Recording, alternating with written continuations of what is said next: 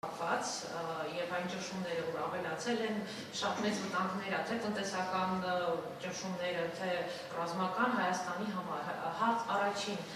ինչ պիտի Հայաստանը անի, լուր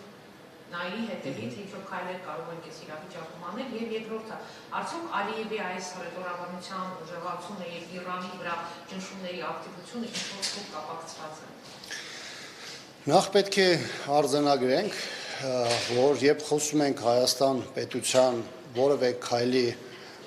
իրագործման մասին, պետք է հաշվի առնենք այն հանգամանքը, որ 6-7 տարի Հայաստանում մի ուժ է իշխանության, որը որևէ իրավիճակին համարժեք քայլ չի գործադրել։ Դա վերաբերի ուղիղ Հայաստանի վերաբերող հարցերին, դա վերաբերի մեր հարևանությամբ կամ մեր արտաքին միջավայրում տեղի ունեցող տարբեր իրադարձություններին, Հայաստանի իշխանությունը որևէ գործուն միջոց, որևէ արդյունավետ գործիք, որևէ համարժեքություն ապահովող քայլ չի իրականացրել։ Եվ այս փուլում կարծել, թե Հայաստանի իշխանությունը կարող է կամ ինչ-որ հուշումների պարագայում կարող է այստեղ գործել իրավիճակին համահունչ, բնականաբար տրամաբանական չի լինել։ Կապի մասին։ Բնականաբար ադրբեջանական կողմը փորձում է օգտվել տարբեր զարգացումներից,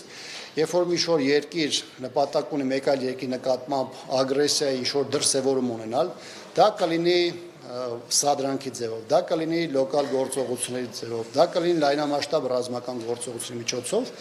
հաշվարկվում է մեծ թվով քայլեր, որոնցից մեկը միջազգային իրադրությունն է, տարածաշրջանային իրավիճակը, այսինքն յուրաքանչյուր երկրի համար բացի ռազմական, տնտեսական, քաղաքական, քարոզչական իր սեփական պոտենցիալից եւ դիմացինի հնարավորություններից կամ դրա համեմատությունից, նաեւ